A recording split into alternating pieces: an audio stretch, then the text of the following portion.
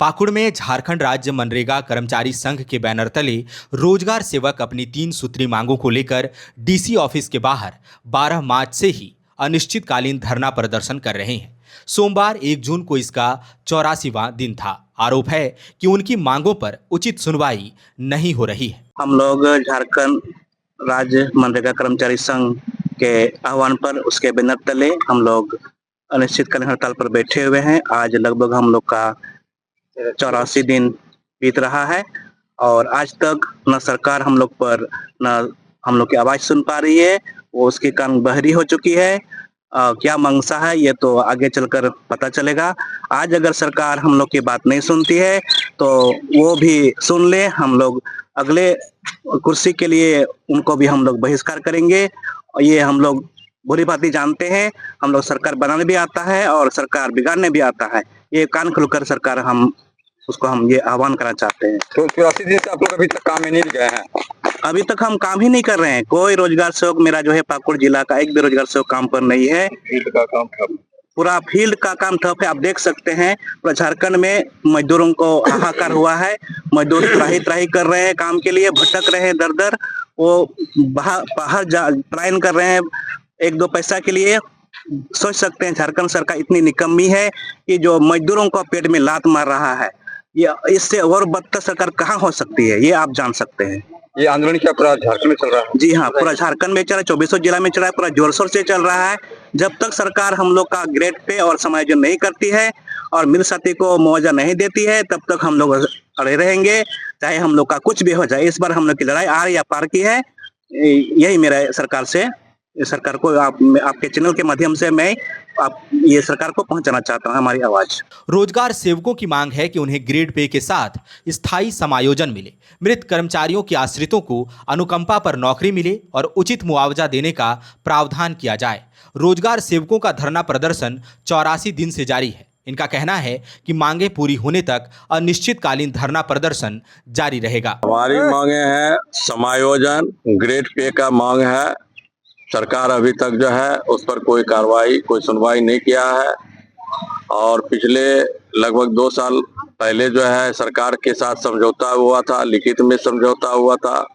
वह भी मांग हम लोगों को अभी तक नहीं माना गया है और उसके बाद सरकार जो है दमनात्मक कार्रवाई के लिए उपायुक्त महोदय को जो है लिख दिया गया है और उपायुक्त महोदय भी सभी ब्लॉक में जो है वह भेज दिया है लेटर से कि इन लोगों को जो है वापस आने के लिए कहिए। लेकिन सवाल है कि हम लोग किस परिस्थिति में, किस स्थिति में आएंगे वापस। एक तो मान लिया जाए जो समझौता हुआ था सरकार के साथ 2 साल पहले, वह भी अभी तक नहीं हुआ है और हम लोगों का लगभग 8 महीना से, किसी का 9 महीना से, किसी का 10 महीना से मानदेय भी बकाया है, वो भी नहीं मिला है।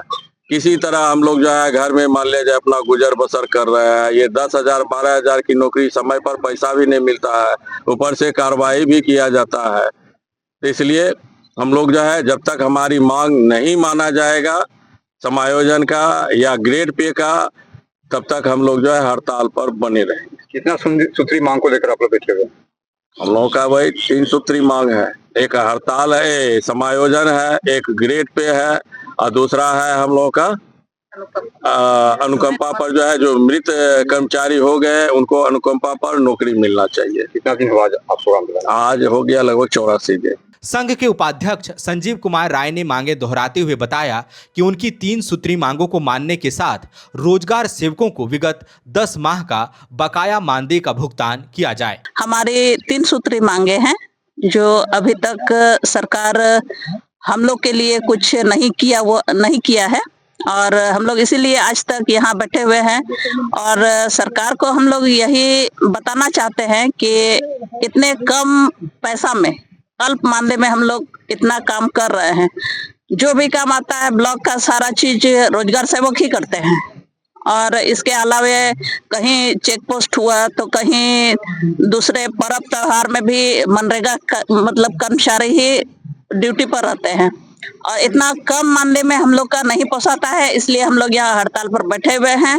सरकार हम लोग को समायोजन करे, ग्रेड पे दे और हमारे जो मृत साथी है उनके आश्रितों को मुआवजा दे और अनुकंपा के आधार पर उन लोग का नियुक्ति हो। धरना प्रदर्शन कर रही सारथी मुर्मू ने कहा कि रोजगार सेवक काफी कम मानदेय पर काम कर रहे हैं, इससे परिवार की आजीविका चलाना मुश्किल है। सरकार को इस विषय पर गंभीरता से विचार करना चाहिए। गोल, जहां 27 वर्षों के सफर में 17,000 से भी अधिक छात्रों ने डॉक्टर एवं इंजीनियर बनकर भरे सफलता की ऊंची उड़ान, जहां साधारण छात्र भी झारखंड टॉपर्स बनकर बना रहे इतिहास। दूरदर्शी शिक्षाविद श्री विपिन सिंह के मार्गदर्शन में मेडिकल एवं इंजीनियरिंग के लाखों छात्रों के लिए आशा की किरण के रूप में गोल नेशंस लीडिंग इंस्टीट्यूट। प्रॉब्लम हो गया और सडनली हो गया, अचानक हो गया। तो Jeevan Jyoti super specialist hospital में एडमिट करके इनका एंजियोग्राफी कराया। एंजियोग्राफी करने के बाद वो अपना रिपोर्ट दिया कि इनका 95% प्लस ब्लॉकेज, स्टेंट से काम नहीं चलेगा, इनको बाईपास करना ही पड़ेगा।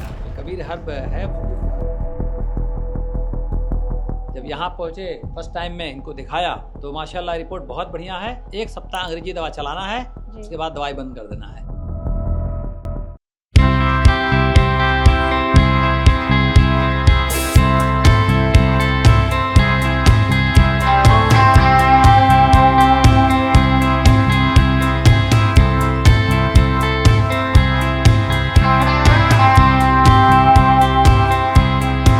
सरकारी परीक्षा की तैयारी का सबसे भरोसेमंद नाम NIBM।